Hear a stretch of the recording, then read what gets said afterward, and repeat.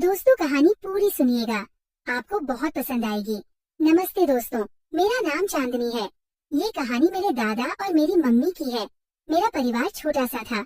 मेरे दादा, जिनकी उम्र अब 58 साल की थी, मेरी मम्मी जो 36 साल की थी, मेरा बड़ा भाई अभिनाश जो 24 साल का है और हैदराबाद में नौकरी करता है, और मैं 21 साल की चांदनी। मेरी दादी की मौत 12 साल पहले हो चुकी थी। वो एक हादसे में चली गई थी और उसके बाद से दादा अकेले रह गए थे। मेरे पापा भी हमें छोड़कर जा चुके थे। मैं तब सिर्फ 8 साल की थी जब वो एक बीमारी से गुजर गए। मेरे दादा का नाम हरिशंकर है।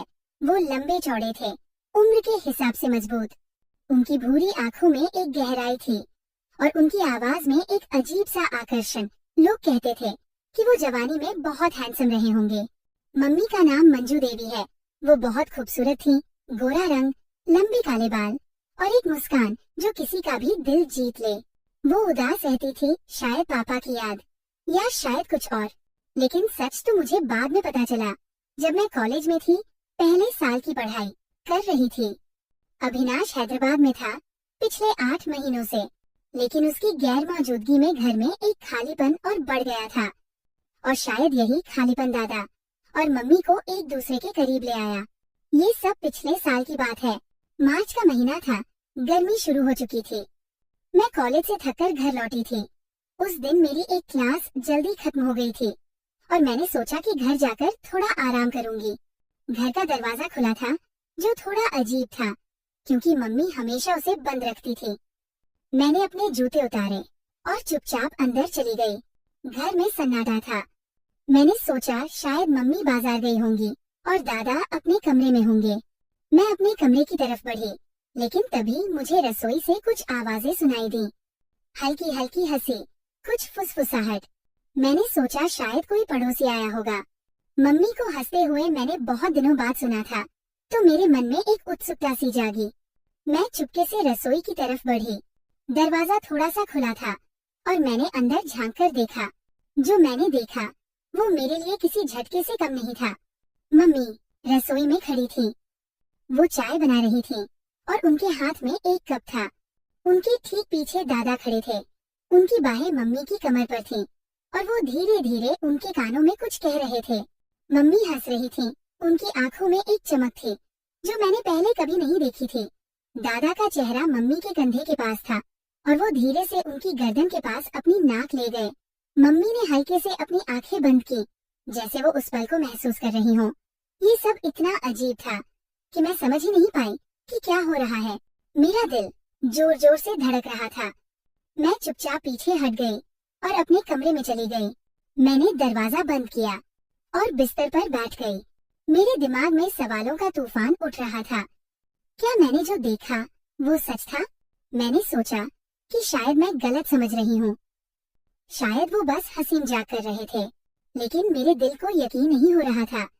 मैंने अपने आप को शांत करने की कोशिश की। मैंने सोचा कि शायद ये एक बार की बात हो, लेकिन फिर भी मेरे मन में एक शक का बीज पड़ गया था। उस दिन के बाद मैंने दादा और मम्मी पर नजर रखनी शुरू कर दी। अगले कुछ दिन मैंने गौर किया कि दिन में सब कुछ सामान्य था। मम्मी सुबह उठती, नाश्ता बनाती, दादा को चाय देती। दादा अपने अखबार में खोए रहते और मम्मी घर के काम में लगी रहती। लेकिन कुछ तो बदला हुआ था। दादा की आंखों में एक चमक थी जो पहले नहीं दिखती थी। वो मम्मी से बात करते वक्त थोड़ा ज्यादा मुस्कुराते थे। मम्मी भी पहले से ज्यादा खुश लग रही थी। वो गुनगुनाती रहती, अपने बालों को बार बार संवारती और कभी कभी दादा की तरफ देखकर हल्के से मुस्कुरा देती। ये सब छोटी छोटी चीजें थी, लेकिन मेरे शक को और गहरा कर रही थी। एक शाम मैं अपने कमरे में बैठी किताब पढ़ रही थी। मम्मी ने कहा था कि वो पड़ोस में किसी से मिलने जा रही है और दादा अपने कमरे में थे। मैंने सोचा कि थोड़ा टीवी देख लूं। मैं हॉल में गई, लेकिन तभी मुझे मम्मी की चप्पलों की आवाज सुनाई दी। मैंने सोचा कि शायद वो जल्दी लौट आए। मैंने टीवी की आवाज कम की और चुपके से देखने की कोशिश की। मम्मी हॉल में नहीं थी। मैंने गौर किया कि दादा के कमरे का दरवाजा हल्का सा खुला था। मैं चुपचाप वहां तक गई। अंदर से मम्मी की धीमी आवाज आई, हरिशंकर जी, कोई देख लेगा, तो क्या सोचेगा? दादा ने हंसते हुए कहा, मंजू, चांदनी ऊपर है और बाहर कोई नहीं है, चिंता मत करो। मैंने दरवाजे की दरार से झांका। मम्मी दादा के पास बैठी थी।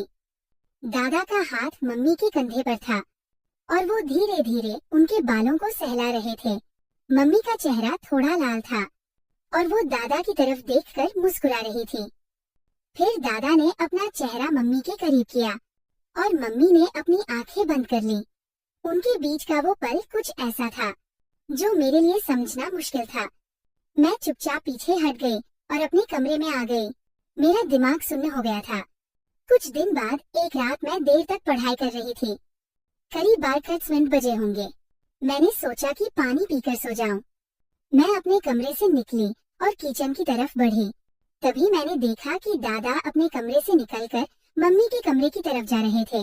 वो चुपचाप चल रहे थे, जैसे किसी को पता न चले। मम्मी का कमरा पहली मंजिल पर था और दादा का कमरा नीचे। मैंने सोचा कि शायद उन्हें कोई काम हो, लेकिन फिर मैंने देखा कि मम्मी के कमरे का दरवाजा हल्का सा खुला और दादा अंदर चले गए। दरवाजा बंद हो गया।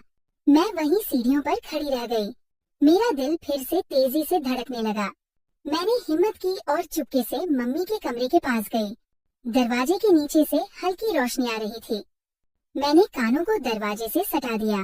अंदर से हल्की हल्की बातें सुनाई दे रही थी। मम्मी की आवाज, हरिशंकर जी, अगर चांदनी को पता चल गया तो। और दादा की धीमी हंसी, मंजू, वो सो रही है, उसे कुछ नहीं पता। फिर कुछ देर के लिए सन्नाटा छा गया और फिर कुछ ऐसी आवाजें आईं जो मेरे लिए समझना मुश्किल नहीं था। बिस्तर की हल्की चरमराहट, कोई चीज गिरने की आवाज और फिर मम्मी की धीमी सांसें। ऐसा लग रहा था जैसे वो दोनों एक दूसरे के बहुत करीब थे। मैं वहां से भागकर अपने कमरे में आ गई। मैंने दरवाजा बंद किया और बिस्तर पर लेट गई। मेरी सांसें तेज थी और मेरा शरीर कांप रहा था। ये क्या था? मेरी आंखों के सामने वही सब घूम रहा था। रसोई में वो पल, हॉल में वो करीबी, और अब ये रात का सन्नाटा। मैं सो नहीं पाई। मेरे मन में गुस्सा था, शर्मिंदगी थी, लेकिन साथ ही एक अजीब सा खिंचाव भी था। मैं समझ नहीं पा रही थी कि मेरे साथ क्या हो रहा है। अगले दिन मैं कॉलेज गई, लेकिन मेरा ध्यान कहीं नहीं था। मेरे दोस्तों ने पूछा कि मैं उदास क्यों हूँ, लेकिन मैंने कुछ नहीं बताया। मैं बस सोच रही थी कि क्या करूँ। क्या मैं मम्मी से पूछूं या दादा से? लेकिन मेरे पास हिम्मत नहीं थी। और फिर एक अजीब बात हुई। मैं जब भी उस रात को याद करती, मेरा शरीर एक अजीब सी गर्मी से भर जाता। मेरे मन में कुछ गलत ख्याल आने लगे। मैं सोचने लगी कि क्या ऐसा होना गलत है? क्या प्यार और करीबी की जरूरत सबको नहीं होती? और फिर एक खतरनाक ख्याल मेरे दिमाग में आया, क्या मुझे भी किसी की जरूरत है? मैंने अपने दोस्त आर्यन की तरफ ध्यान देना शुरू किया। वो कॉलेज में मुझसे अक्सर बात करता था। उसकी आंखों में वही चमक थी जो मैंने दादा की आंखों में देखी थी। वो हंसता, मेरे साथ मजाक करता और कभी कभी मेरे करीब आने की कोशिश करता। पहले मैं उसे दूर रखती थी, लेकिन अब मैं उसे रोक नहीं पा रही थी। एक दिन हम कॉलेज के बाद पार्क में बैठे थे। वो मेरे पास आया। उसने मेरे हाथ को छुआ। उसकी उंगलियां मेरी हथेली पर हल्के हल्के घूम रही थी और मेरे शरीर में एक अजीब सा कंपन हुआ। उसने धीरे से मेरे कानों में कहा, चांदनी, तुम बहुत खूबसूरत हो। मैंने कुछ नहीं कहा, बस उसकी आंखों में देखती रही और फिर मैंने खुद को उसके और करीब जाने दिया। उस दिन के बाद आर्यन और मेरे बीच कुछ बदल गया। वो मुझे मैसेज करता, देर रात तक बातें करता। कॉलेज के बाद अक्सर मिलने लगे। एक बार उसने मुझे अपने घर बुलाया। उसका परिवार बाहर गया हुआ था। मैं गई। हम उसके कमरे में बैठे थे। उसने मेरे करीब आकर मेरे कंधे पर हाथ रखा। उसकी सांसें मेरे चेहरे के पास थी। उसने धीरे से मेरे गाल को छुआ और मैंने उसे नहीं रोका।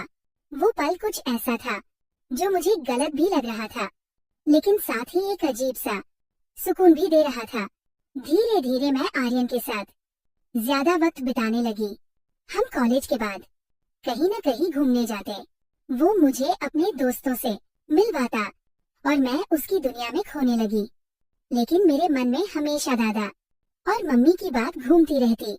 मैं सोचती कि